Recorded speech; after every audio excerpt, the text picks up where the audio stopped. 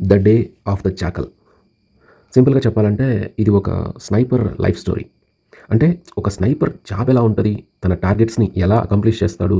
తన జాబ్‌ని ఫినిష్ చేసే ప్రాసెస్‌లో అతనికి ఎన్ని కాంప్లికేషన్స్ ఎదురవుతాయి? వాటిని ఎలా ఫేస్ చేస్తాడు అనేది ఈ సిరీస్‌లో చాలా చక్కగా చూపించారు.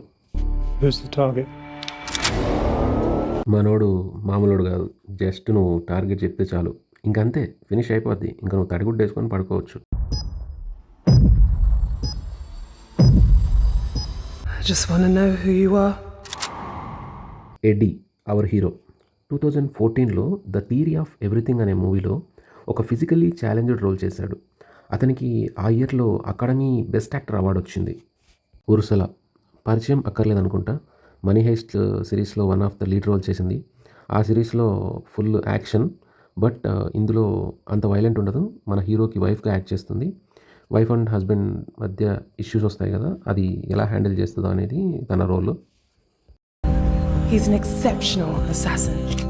He will kill again unless we stop him. ఇకపోతే లాషానా. తిను పెద్దగా ఫేమస్ కాదు. రీసెంట్‌గా చెప్పాలంటే 'ద ఉమెన్ కింగ్' అనే మూవీలో ఒక లీడ్ రోల్ చేసింది. బట్ ఈ సిరీస్‌లో ఒక ఫుల్ లెంగ్త్ కాప్ రోల్ చేస్తుంది మన హీరోకి ఆపోజిట్‌లో. చాలా బాగా నటించింది. He's a mimic. పోలీసోళ్ళు ఫుల్ ట్రై చేస్తారు. మస్తు క్లూస్ దొరుకుతాయి. మస్తుగా ట్రై చేస్తారు. బట్ మనోడు మాత్రం గోస్ట్ మాయమైనట్టు మాయమైపోతుంటాడు.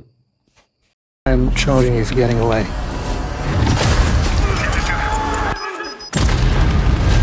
మన హీరోకి పెద్ద పెద్ద కాంట్రాక్ట్స్ వస్తూ ఉంటాయి. చూసేటప్పుడు అసలు హీరో ఆ టార్గెట్‌ని ఫినిష్ చేస్తాడా? ఫెయిల్ అయితాడా? లిటరల్లీ చెప్పాలంటే ఆ టార్గెట్ ఇచ్చినోని కంటే మనమే ఎక్కువ టెన్షన్ పడతాం. ఫస్ట్ 7 ఎపిసోడ్స్ హీరో క్యారెక్టర్ బ్యాడ్‌గా ఉంటది. 8థ్ ఎపిసోడ్ మనోడి ఫ్లాష్ బ్యాక్ చూపిస్తారు. అది చూసిన తర్వాత ఎక్కడో మనోడు మంచోడు అనిపిస్తా ఉంటది.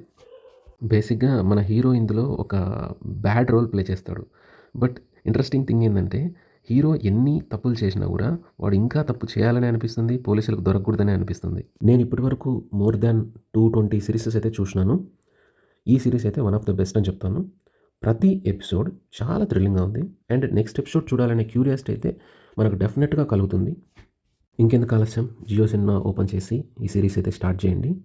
అండ్ నేను చూసిన సిరీస్‌లన్నీ ఒక ఐఎండిబి లిస్ట్ అయితే ఉంది. అది ఈ వీడియో డిస్క్రిప్షన్‌లో మెన్షన్ చేస్తున్నాను. మీకు నేను చూసిన సిరీస్‌లలో ఏదైనా చూడాలనిపిస్తే దాని రివ్యూ నా ద్వారా మీరు తెలుసుకోవాలనిపిస్తే ఈ వీడియో కింద కామెంట్ చేయండి. ఈ సిరీస్ కంప్లీట్ చేసిన తర్వాత మీకు ఈ సిరీస్ నచ్చితే come back to this video, like చేయండి. మీ ఎక్స్పీరియన్స్ కామెంట్ రూపంలో నాకు షేర్ చేయండి. And last thing, don't forget to subscribe my channel.